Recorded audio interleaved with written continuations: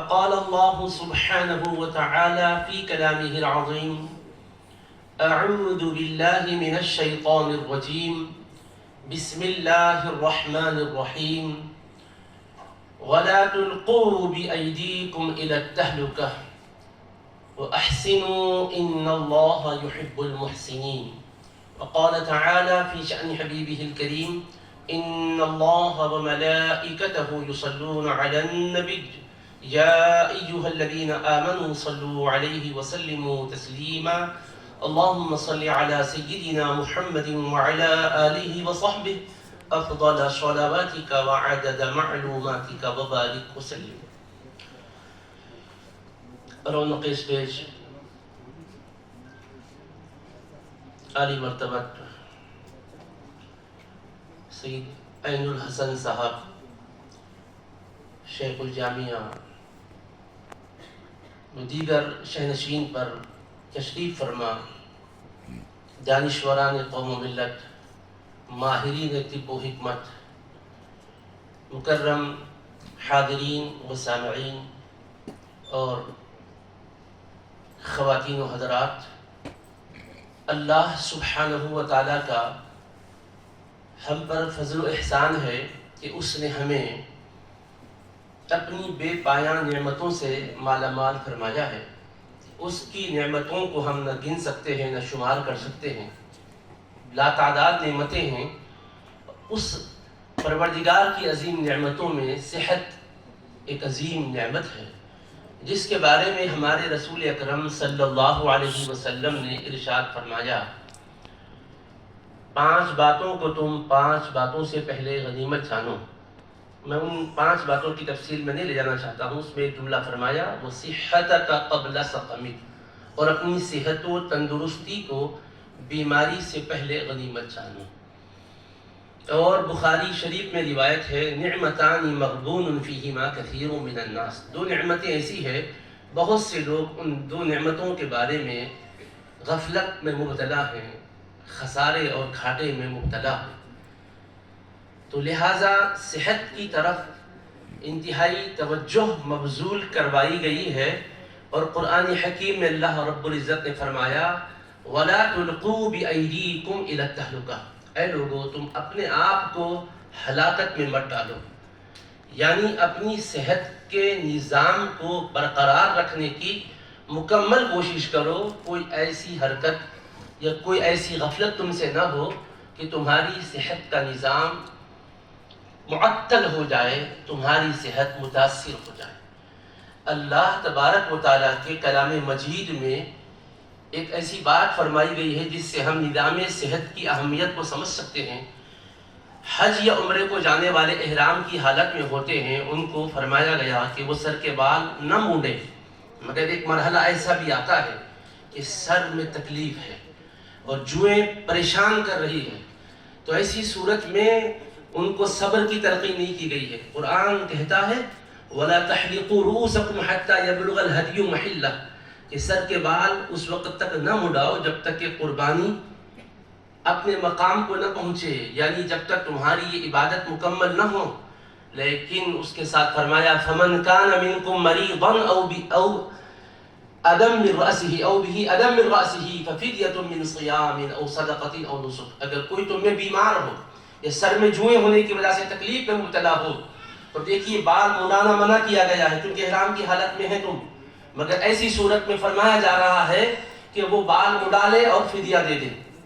تو کیا سمجھے آپ کہ نظام صحت کا اتنا لحاظ، علاج معالجے پر اتنی تلقین کی گئی کہ عین عبادت کے مرحلے میں جس سے منع کیا گیا،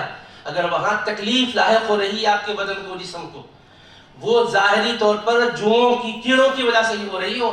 تو فرمایا جا رہا کہ علاج یہ ہے کہ سر کے بال ڈالو۔ کوئی اور طریقے سے بھی تنگی کر کے اس کو دور کرو کہا جا سکتا تھا، لیکن چونکہ جوئیں پیدا ہوتی ہے میل کی وجہ سے اور بالوں کی جڑوں میں میل جم جاتا ہے، جب پورے سر کے بال مڈائے جائیں گے تو اصل سے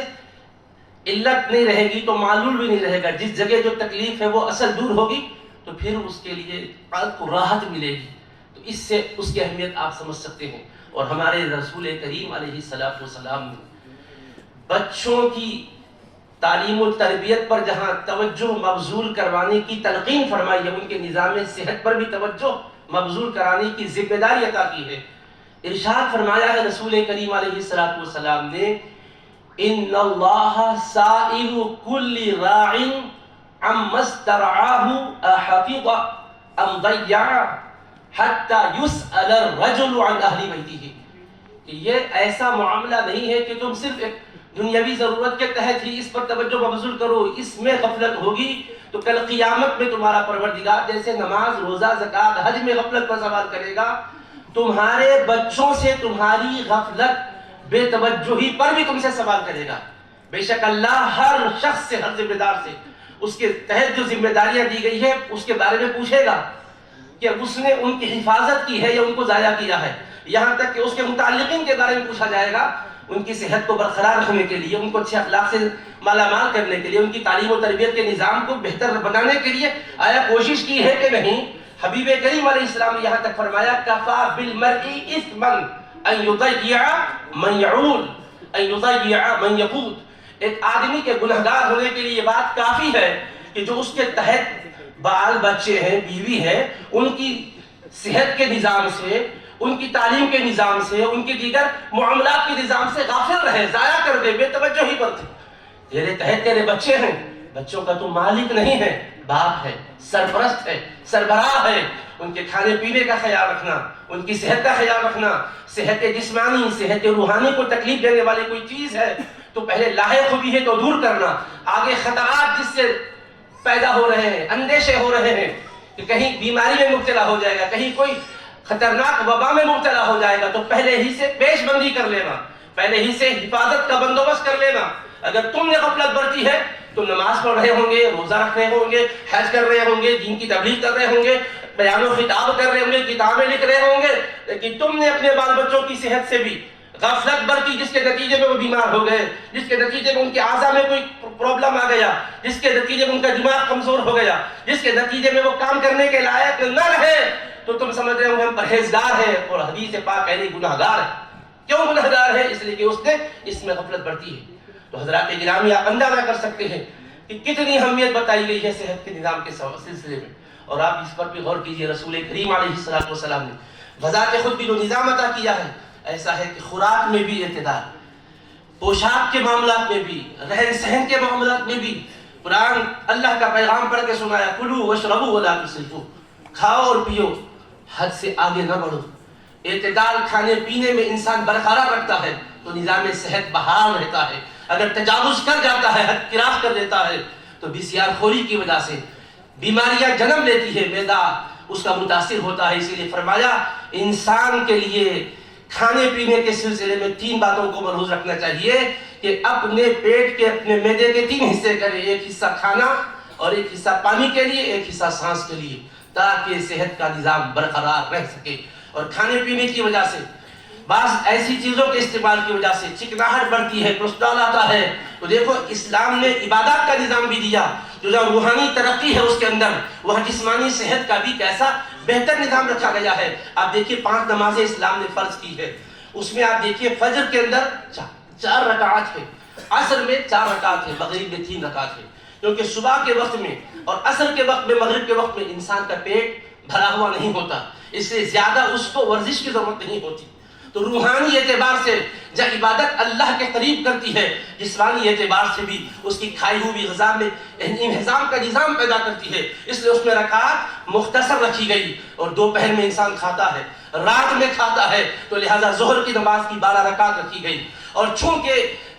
پھر بھی کھانے کے بعد عمل کرتا ہے، پھرتا کرتا ہے، تو اس کے نظام ہضم میں اس کے کام کاج مددگار ہوتے ہیں، مگر رات کا کھانا کھا کے سوتا ہے، اس لیے فرمایا عشاء کی نماز کی 17 رکعت ہے، تاکہ زیادہ تمہارا عمل ہو، عبادت کی عبادت بھی ہوتے رہے، کھائی ہوئی غذا تحریر ہو کر تمہارے بدن کے لیے نقصان کا ذریعہ نہ بنے، تقویت کا باعث بنے۔ اور ماہ رمضان میں روزے کی وجہ سے، دن بھر نہ کھانے کی وجہ سے، افطار میں کبھی زائد چیزیں کھا لینے کا اتفاق ہو جاتا ہے، تو کہا عشاء کی نماز ہی نہیں، تراویح کی نماز تمہارے رکھ دی گئی ہے، تاکہ عبادت کی عبادت بھی ہوتی رہے، بدن میں تمہارے ہضم کا نظام بھی تیز ہو جائے، اس کی وجہ سے کوئی تمہیں بیماریاں لاحق ہونے نہ پائے۔ بس پہلے سے تو نظام ایسا دیا گیا، لاحق ہونے نہ پائے، لاحق ہوتی ہے تو کرے کیا؟ اللہ پر توکل کر کے بیٹھے نہیں کہا گیا۔ صحابہ کرام نے پوچھا یا رسول اللہ کیا ہمارے لیے علاج کرنے میں کوئی گناہ ہے؟ فرمایا علاج نہ کر